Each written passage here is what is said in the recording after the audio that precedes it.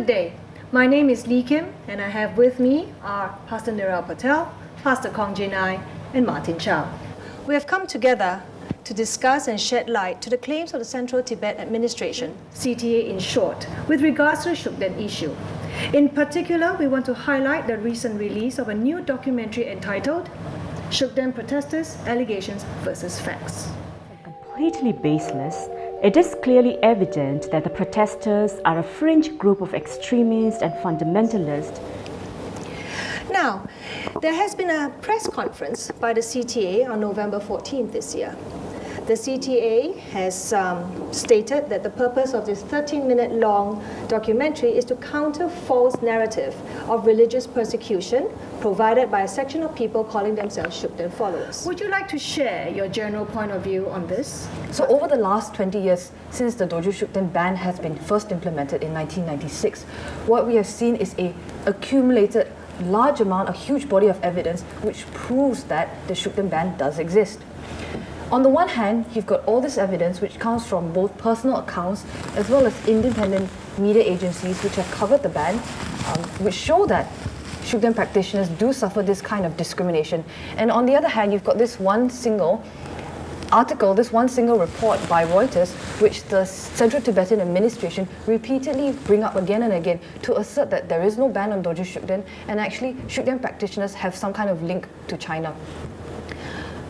When we talk about the evidence that Shukden practitioners have, which proves that there is a ban, it's not just personal accounts of people who've experienced this kind of pain and this kind of division, but also accounts and coverage provided by media, independent media, who have covered it without any kind of bias and with great objectivity. For example, Al Jazeera covered it quite extensively. Then you have Swiss TV, who also covered it, as well as France 24. For the ones who follow the teaching of the Dalai Lama, Shukden is simply a spirit that brings evil.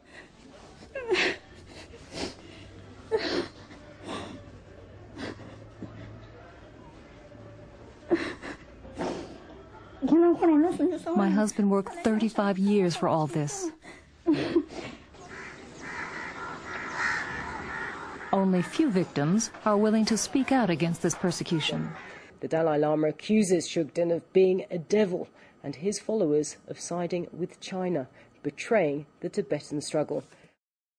And I'm not even going to mention about the countless number of articles on the internet which actually support the fact that there is a ban against Dorje Shukden and that there is discrimination against Shukden practitioners. Adding on to what Pastor Jinai said, the very fact that the administration has released this particular documentary shows that there is a ban on Dorje Shukden. Why else would a government zero in on a certain religion and demonize practitioners? To further discuss about this video, I would like to take a quote from the press conference write-up. It says, Sikyong also added that these misguided people are being manipulated by the Chinese government to advance their propaganda of maligning the good name of His Holiness the Dalai Lama and the just cause of the Tibetan people led by the Central Tibetan Administration.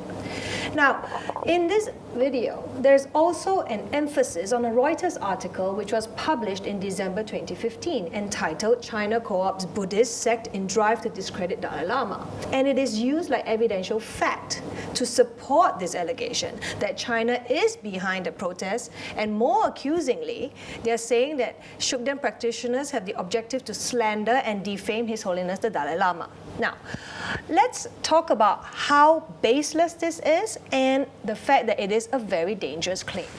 Lee Kim, let me pick up on something that you had quoted earlier, which is that Shukden followers are somehow misguided or falsely guided by the Chinese leadership. It is actually very inaccurate to deal with Shukden practitioners, Shukden followers, as one homogeneous mass. Would it be conclusive to say that this leaked Chinese memo could have been taken out of context or misconstrued for the purpose of a different agenda? Probably. I wanted to highlight one thing.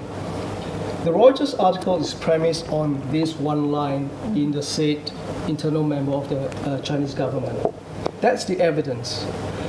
But at the same time, you have people like Lama Seta who claim over and over again that he's got very good evidence. Why would you need to refer to one line of a Chinese memo when you are supposed to have all this good evidence? Well, if you look at the article and you read the article objectively, you will see that at the beginning, Reuters claims that there was research and information pertaining to China supporting these protests. And then somewhere along the line later, you have another line quite discreetly slotted in. It's like a disclaimer saying that they actually have no solid evidence. So perhaps they realized that there was a problem, yet the article needed to be published. You see, because it's been almost 20 years. Yep. The very fact that after 20 years, someone has to come out and now reaffirm the ban, reaffirm the reasons for the ban, and then point to very, very baseless and flimsy evidence as to why the ban had to take place, and then turn around and say, but there's no ban. It's all very confusing. Right. This is not the first time that the Central Tibetan Administration or Tibetan government makes allegations towards the Chinese government and their actions, right? In fact, it is quite clear that the objective of associating Shugden practitioners with China is to demonize Dorje Shugden and to marginalize the people who practice Dorje Shugden. However, it is also clear that this anti-China stand does not apply across the board with CTA. Isn't that the case? You're right, Lee Kim. This is a tool that is being used by the administration. There are many examples of Tibetans who have strong connections with China, who are open about their connections with China, but are not branded Chinese spies or conspirators trying to bring down Tibetan society or the Tibetan administration. For example, you have Zongzai Khyentse Rinpoche, who has traveled extensively to China and has many teaching centers in China. He is not branded a Chinese spy or a Chinese conspirator. Similarly, you have Akong Tulku, who was based in Chengdu, and you also have Amchok Rinpoche, who was His Holiness the Dalai Lama's personal biographer, who lived in Dharamsala in India, but recently moved to China and has received Chinese citizenship. Both of these figures have not been branded Chinese spies or Chinese conspirators trying to bring down Tibetan society. So it's very clear that the administration are using this Chinese spy label as a weapon against people who do not follow the party line. Lee Kim, we're not asking for the lamas that Pastor Neo just mentioned to be labeled as Chinese spies or traitors to the Tibetan community. We're not asking for that at all. What we're trying to highlight, what Pastor Neo is trying to highlight, is that there is an inconsistent application of this China spy traitor label that the Tibetan leadership keep using. If you want to use it for everybody who's got connections with China. Another example of this inconsistency surrounding the label Chinese spy is the example of Rangzen versus Umailam. At an earlier period, His Holiness the Dalai Lama had been advocating for Rangzen, which is complete independence for Tibet. Later on, His Holiness changed his stance to Umailam, or the middle way approach, which advocates meaningful autonomy within China. Those people who had been advocating for Rangzen were overnight branded as traitors and labeled as Chinese spies.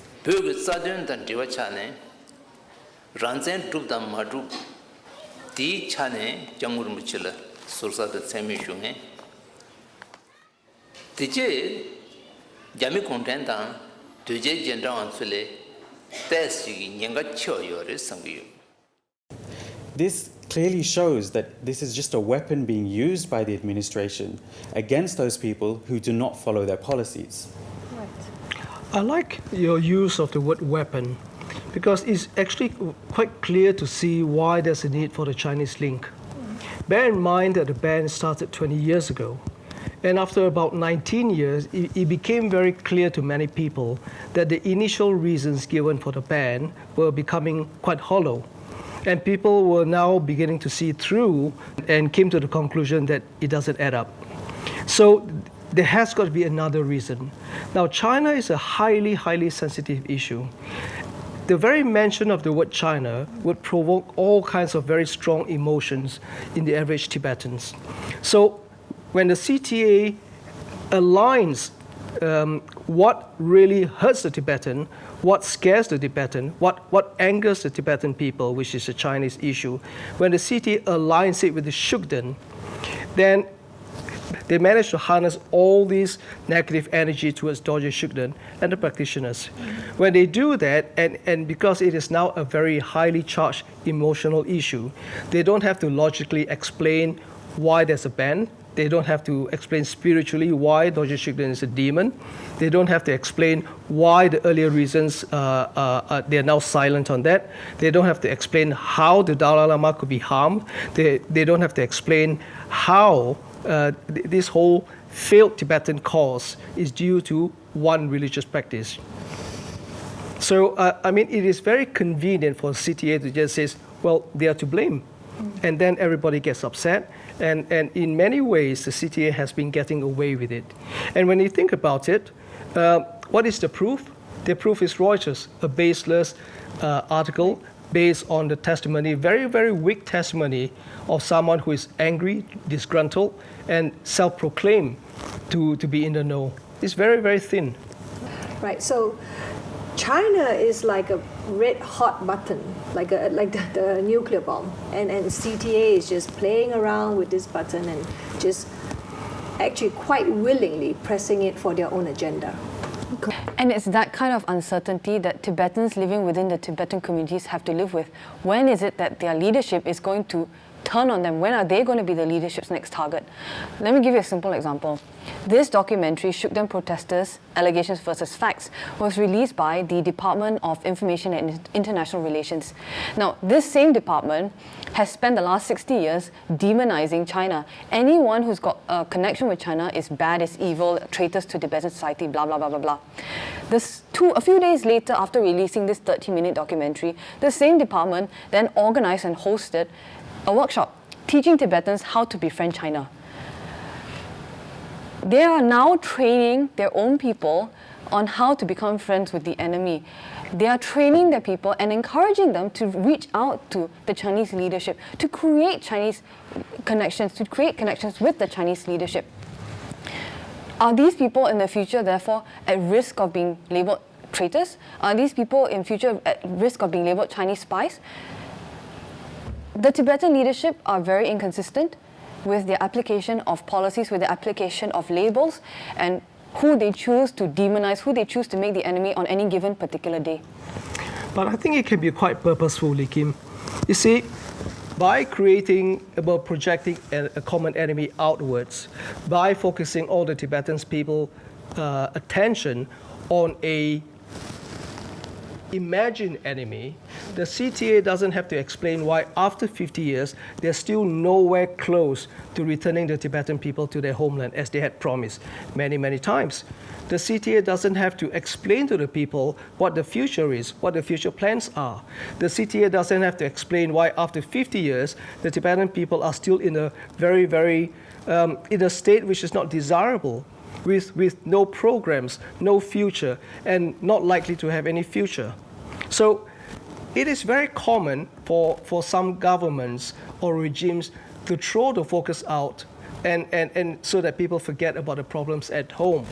I'll give you another example. It is when the economies in some countries become quite bad, they go to war. And when they go to war, everybody focuses on the war, on an external enemy, and forgets the problems back home. When you look at the state of the Tibetan people, I wouldn't want to be a Tibetan refugee with a government that has no plans for my future. Hence, it is very clear why they need to project an external enemy, and it has to be Dorje Shugden.